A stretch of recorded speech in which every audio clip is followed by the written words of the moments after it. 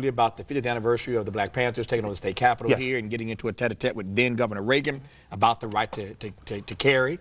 What do you say to black folk about their guns in 2017? Google Robert F. Williams.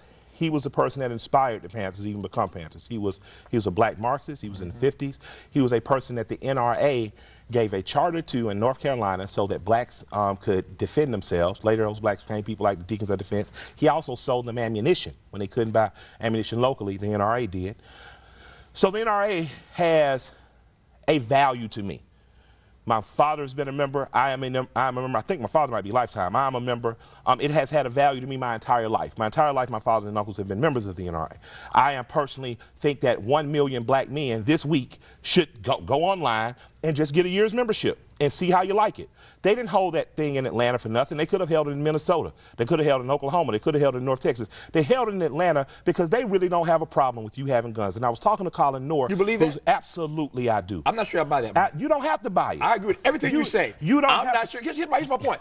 If we want to do something about the gun control issue in this country, give every Negro a gun in America, that problem goes away. But let's do it then. Let's test the theory and see. I'm all for it. Let's see. Tavis and I want 1 million men But that's to not join. because they want us to have it. No. I didn't say they want us to have it. They don't want us to not have it. Okay. See, as long as they have their rights, if you get your rights as a sideline, cool. Okay. White men don't want to give up their guns, and I'm with that. If you don't want to give up your guns and I have that right, not privileged, but I have that right too, then I'm standing on your side of the room when they say who's for guns. Simple as that. You don't have to be my friend to be my ally. But if you're going to pretend my friend, then you got to vote with me. That's for my white Democrats and progressives. But if we not going to be pretend friends, we just going to be allies, let's make sure that 1 million black men join the NRA.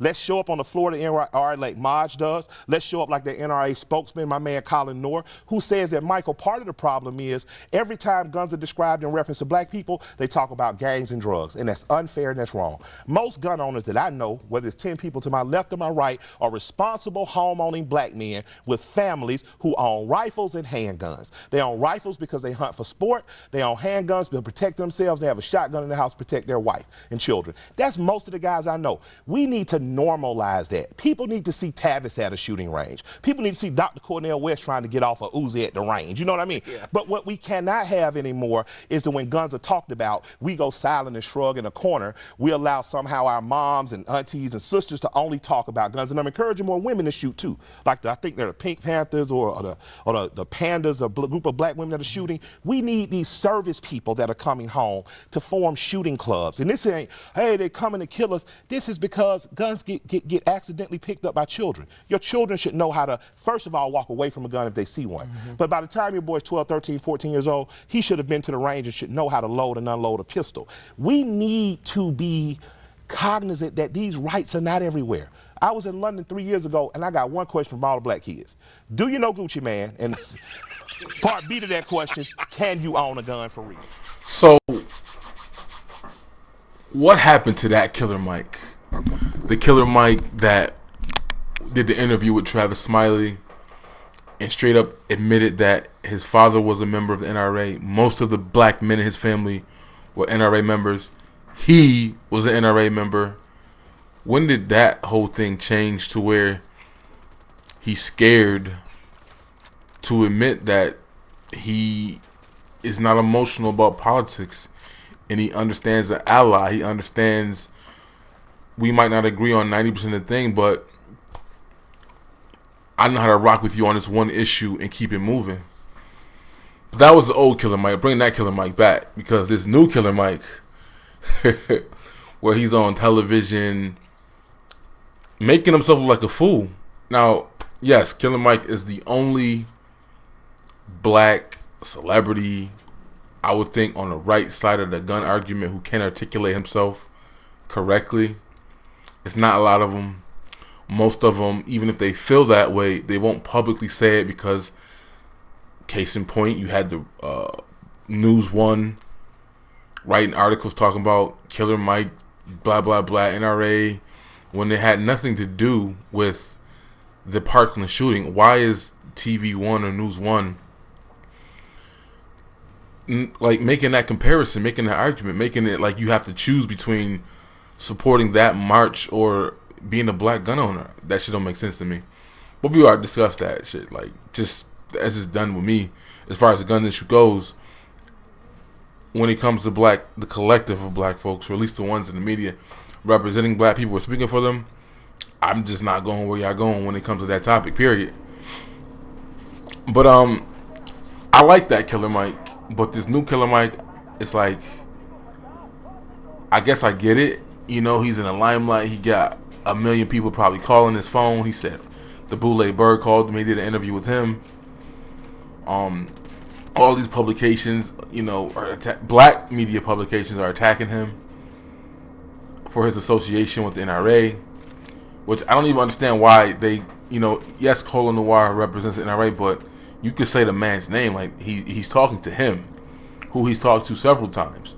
And that interview with Travis Smiley that you just saw was years ago, and he said Colo Noir is cool. We've been cool. So I don't even understand why you're making it about the organization and not about the person who actually did the interview. But I did the little snippet and I said, watch Killer Mike get attacked. I did not know he was going to do this about face and act like the NRA did something that they didn't do. Because if you're a logical person and you process information and you get your feelings out of it, he made himself look dumb.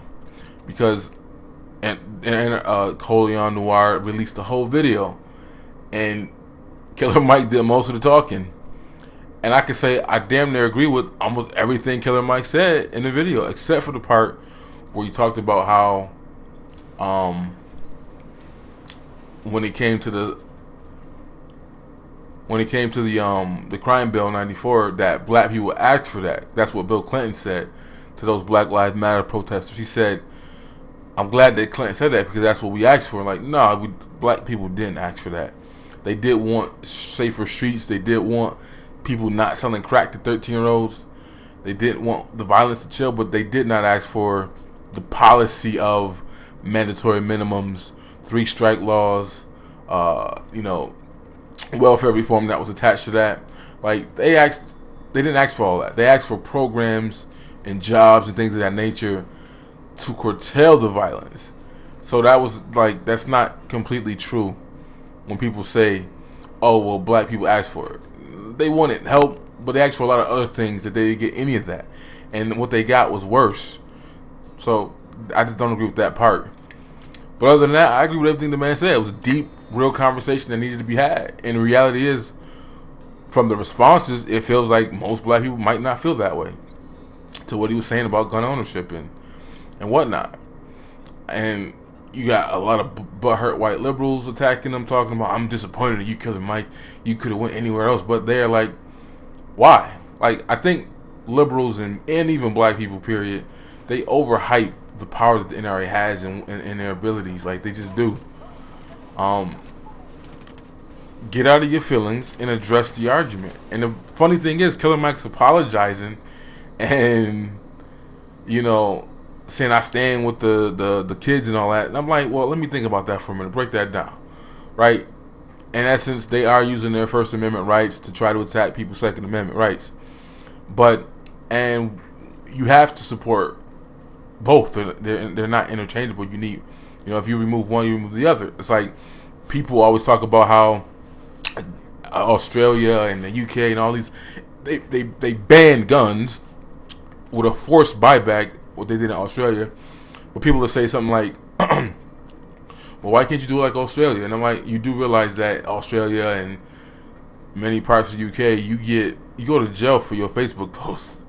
You go to jail for stuff you write on Twitter. So your argument is that let's be like these countries that took away guns. Like, we ain't even gonna get to that part. Forcibly, They also took away the Second Amendment. They don't have a constitution. They don't have these amendments. They don't have the rights that we have here. So that's not a valid argument to me. But Killer Mike is apologizing and doing this, apology tour all over social media and calling the radio stations. And I'm like, it doesn't make any sense. What is he apologizing for? He still feels the same way he felt.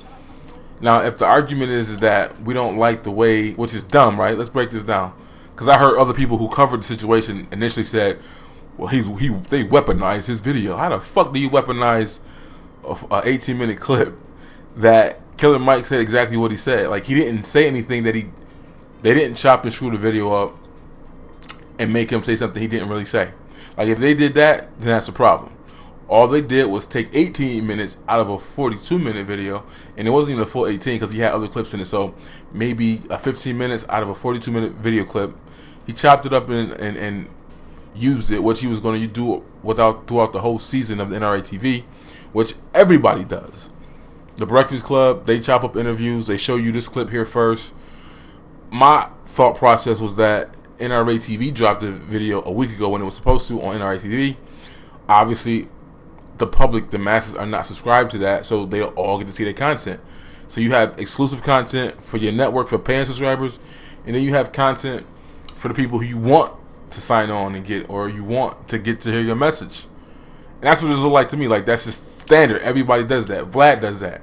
I remember when Umar was fake mad at Vlad, which the fact that you are Mr. PhD, you should have known not to go on Vlad TV in the first place. Do your research, right? But he goes on there talking about Vlad did this, and Vlad didn't do anything. All he did was chop up your video, your interview, into mad different parts, and when it's more convenient for him, or when the conversation is going to go viral, that's when he puts it out there. Everybody does that. So if that's the argument, is it was wrong for him to release the video when he did it. Like, no, that was smart. That's just business. That's just TV. That's just marketing. Strategic marketing, that is. I don't know, but it was just corny to me what Killer Mike saying, I don't like the way the NRA did that and how they used that. And like, they didn't do anything. And you said everything you said. And people who are not thinking with their feelings and emotions, they realize, like, he said what he said. They didn't like the fact that he said if his son went to the march, he would tell him to march home and not to march on TV. He didn't clarify in that 40-minute interview either that that was in reference to the fact that his kid is failing math. You know, you're a rapper superstar. Why doesn't your and shouldn't be failing math? Anyways, but you didn't even put all that context into when you were doing the interview. I think this is a cop-out. You probably really felt that way. Like, yo, and you clarified that when you said this is a gun-loving family. We hunt, we fish, we have guns. And we not about to go out there and march with white liberals against our Second Amendment right. That's stupid. I agree with everything the man said. So him doing this about face, trying to walk the line, like, it just makes him look bad. And it sucks because he's the one voice in black media or hip-hop that will vocally say this thing. And again, he can articulate himself because he's been doing it for a while. He's been vocal on this issue for a long time.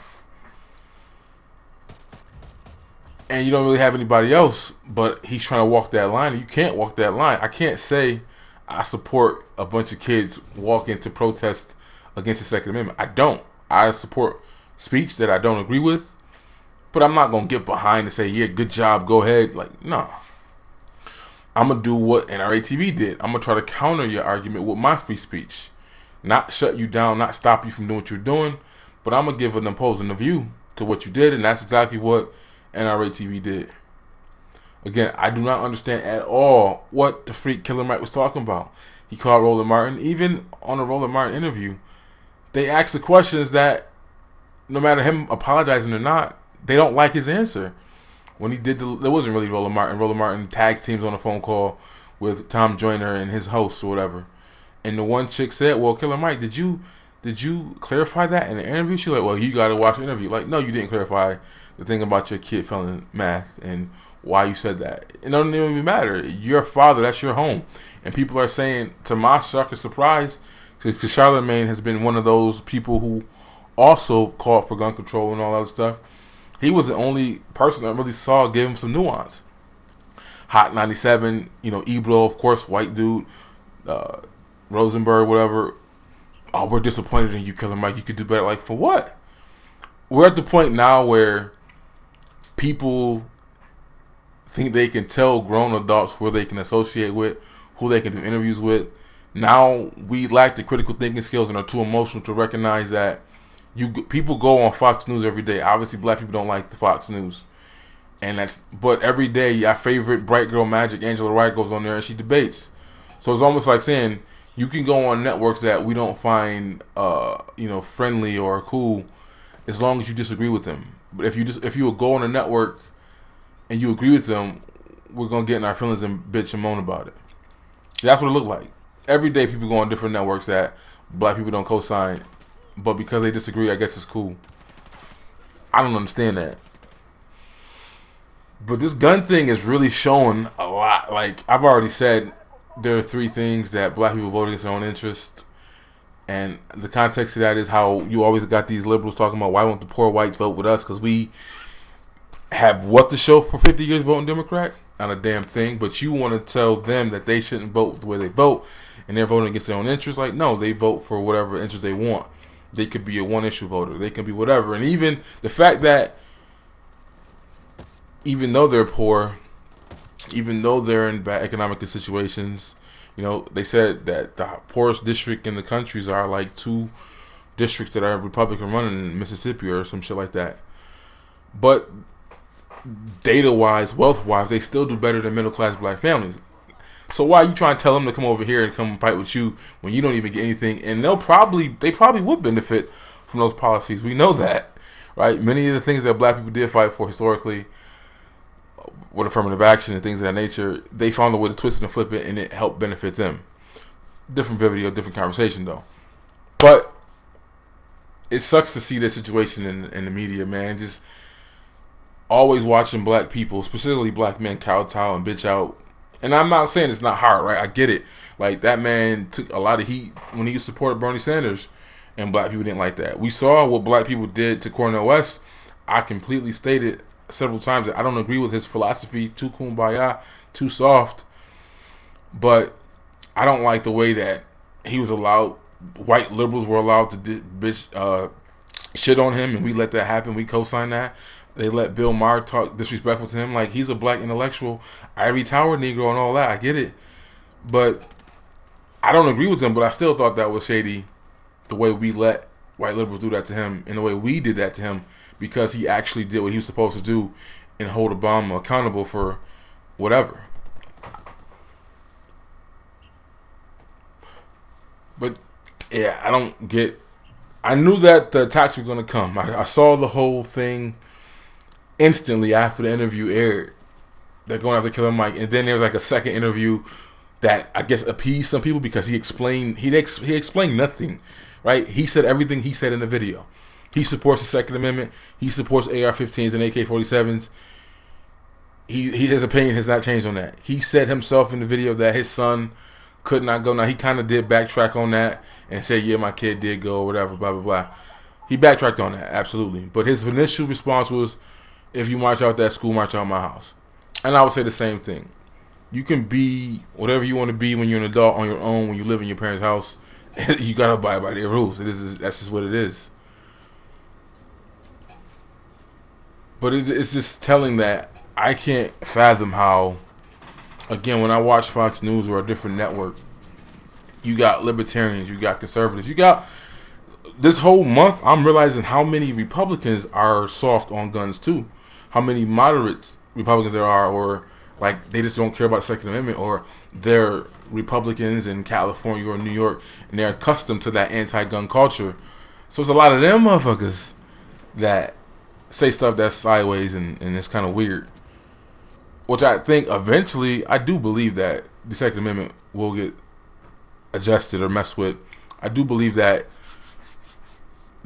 there'll be some Republicans responsible or attached to some banning AR-15s again or whatever, or so-called assault rifles. I just watching the different perspectives and stuff like that. Everybody ain't on that team no more. Like, and you even had people keep saying a Republican judge. He's not a Republican judge. He's a judge that was appointed by a Republican who straight up said the only way we can change gun laws is to repeal the Second Amendment. So that language, of course, that's scaring Democrats and liberals because they're always saying nobody's trying to take your guns, even though most of y'all support a ban on a specific gun that operates and functions no different than any hunting rifle.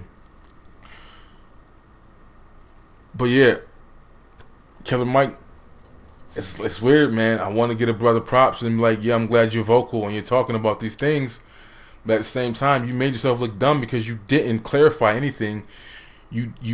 Some people are just bamboozled and you said the right things to make them feel better about the fact that you still stand by what you supported, other than the fact that your kid walked out to school For everything else, you got Vince Mensa talking about, let me debate you. You don't need an AR-15. Like, this is a dude who's engaged in criminal activity. We need AR-15s for motherfuckers like you and the people you hang around. Like, come on. You don't need an AR-15. But you from Chicago, where boys is running the houses, ringing doorbells, stealing Amazon packages in broad daylight. Like, come on, dog, chill.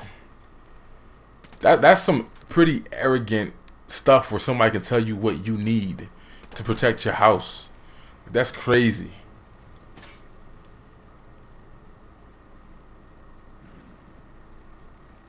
That's my video. Oh. Yeah, I'm just, this last month been crazy watching how this shit all go down and how black people keep going for the okie doke. And like I was trying to say that at least I see diversity of opinion when it comes to white folks or conservatives or independents even. With black folks, everybody just lock and step on key. The daddy Democrat told us we got to be against guns, so we're going to be against guns. And that's the politicians, that's the pundits, that's, you know, black media, whether it's Breakfast Club or even if it's Hot 97. Everybody said the same shit. Like, this crazy. It's like, we don't agree on a lot of shit. But when it comes to the Democratic Party pushing policy on us, we all just get in line and say, yes, sir.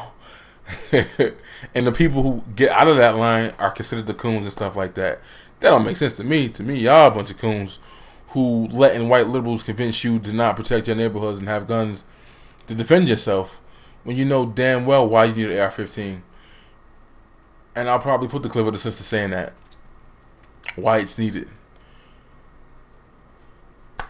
I got one more video probably on the topic. If nothing else crazy happens, I do want to do the main video where I did say that these are the 3 things that black people vote against their own interests by. School choice, I already did the one on illegal immigration, and we saw what happened with that, right? It's just weird. It's amazing how these things happen. Shout out to Mace Jackson. He talked about this real quick, how there's 2 black attorney generals running Chicago, right? Chicago, all kinds of problems. They got more black politicians per capita than any other city in America. Yet black people are doing horrible there. They can't afford to get kicked out of the city. Boom. But the major first issue for the 2 candidates, the one on the Democrat side, one on the Republican side, out of all the issues black people got right now in Chicago, they're making the issue with Trump about him making citizens or making you have to check whether or not you're a citizen on the census. 2 black candidates, and that's the issue that they're putting forth in Chicago, and that's what they're speaking out against. Out of all the shit that's going, like, they got taxes out the ass. They try to get a pop tax. They shut that down. Congrats to Mace Jackson and them boys. They shut down 50 schools in like 2013. They trying to shut down MTI, which is like an amazing charter school type school or whatever that is outperforming all the even public schools. They trying to shut that shit down. Like, they got all kinds of shit going on, and yet somehow, whether or not an undocumented person should put that they're a citizen or not has become the forefront of black politics in Chicago. That doesn't make any sense. If you don't know any other way that they don't care about your issues, and I'm going to talk about this in a different video because Dr. Claude Anderson said that there's this thing, which is a hot take, right? Like, I listened to his recent videos with Boyce, and he was talking about how there's this rule, like, even in corporate America, where you can't directly say, I want to help black people, right? And Mace Jackson deals with that a lot. Shout out to him. He has the whole what's in it for the black people, which is like, what do we get out of this deal or this bargaining or whatever. And Dr. Claude Anderson said that, you can't directly come out and help black people. You got to use words like diversity, minority. You got to mix up a bit and disguise it and hope that black people get the scraps out of that. But then when you look at policies that Democrats push, or you watch some of these interviews when a black person straight up says, well, what about us? Just like your auntie Maxine a couple weeks ago, where the brother asked her about reparations, and she was like, yo, yeah, you could, but then hit him with well, first you got to get us the House and the Senate first, maybe even the presidency. That's an issue that directly is to black Americans, and yet she telling the you got to go over this hoop and that hoop. But the illegal immigrants in California in her district, She didn't tell them, "Oh, I'll vote for you, your amnesty, or I'll make DACA permanent if y'all vote for me and get me in the House and the Senate." She didn't tell them that, but she told a black person, in order for us to carry on the legacy of, I forgot the congressman who was doing it before her that stepped down or whatever, but instead of carrying on his legacy and making that an issue, she says, "You gotta go do this for me first." That's not how politics works. You, the people, give your politicians the agenda, and when you say, "This is what we want, this is what we need," and then they push for your agenda. But that's not what Maxine Waters told that brother. She's like, "Yo, you get us some seats in some spaces, and then I'll think about carrying on the legacy of the former congressman." That's my video, though. I don't know. More and more, I study my people, and I look at our arguments and look at how we act. I just say, there are a lot of folks who say dumb shit. Like, I even listened to one of the responses to the Killer Mike, which was another one of those saying the same shit everybody else said. "How dare you do this interview on the NRA? Black people said we don't like them, so you shouldn't be associating with them either." Despite the fact that there are several black people who have lifetime memberships. Many of them were purchased, from in our grandparents' era. But I listened to one podcast, YouTube video, people, and the caller calls in and says, "Oh, I don't think we should have automatic weapons." And I'm like, okay, this shit again. And then the host responds and says, "Yeah, man, those semi-automatic." So he didn't correct him and say that they're not being used. Automatic weapons are not being used. He correctly says these semi-automatic weapons, yeah, they have a lot of firepower and they're doing a lot of damage. I'm like, so these are two black YouTubers who have a pretty big channel, people who have been crying for a while now against the NRA and why black people should support NAGA, and they've co-signed them, and they're also anti-AR-15, semi-automatic weapons that operate no different than a hunting rifle. The difference is the hunting rifle has a higher caliber bullet, it can do way more damage, but people don't care about that. But I'm like, So, well, I'm gonna just let this sister let you know, who is a gun advocate. I don't know why. I can smell why. I can speculate why. I don't know why, but that same gun group that this podcast constantly promotes and pushes, NAGA, she was a part of that group, but now she said something about she's not in it anymore. She'll help from the outside. I can only speculate, but I have a pretty good idea why she's not in it anymore. But let her tell you why this former military personnel is for AR-15s. Instruction. So real quick, black people, stop asking me, why do we need AR-15s? The police can have them, the military can have them, but why do civilians need AR-15s? Let me explain to you why black civilians especially need to have AR-15s, as many as you can possibly have. Because you've had to convince, for the last 3 years, we've had to convince this government, this country, that Black Lives Matter, right? So that means at some point in time, we felt that Black lives didn't matter, right? They're not getting charged when they shoot unarmed black men, or, in the justice system, black people are getting higher sentences for equal crimes as their white counterparts. So this country that you've had to convince that your life matters, you're going to rest your safety on them. You're going to rely on them to defend you. If this white supremacist groups that are arming up, you think they're going to come and save you when they decide to attack our neighborhoods? It's happened before, so don't act like it can't happen again. You think if a Charlottesville scenario were to happen in Southside Atlanta, they're going to risk lives to come to Old National, come to College Park, Riverdale to save you? No, they are not. No, they are not. The people who don't want you in this country have AR-15s. They have thousands of rounds of ammo. They go to the range every weekend. We need to do the same. I'm not resting my safety on a government that I've had to convince that my life matters. That makes no sense. If you say Black Lives Matter, you have to say it over and over again. We have to make movies about it, songs. We've marched, we've pleaded, hashtags. We've had to explain it over and over again. Black Lives Matter, Black Lives Matter. Why would you then trust that same government to defend you if anything happens? The power grid goes out. There's a natural disaster. Anything can happen in this country. We end up under martial law and FEMA takes over the country. They have AR-15s. We need them too. The gun is the great equalizer. Please don't be dense. We know what happened with Black Wall Street. Please don't forget your history.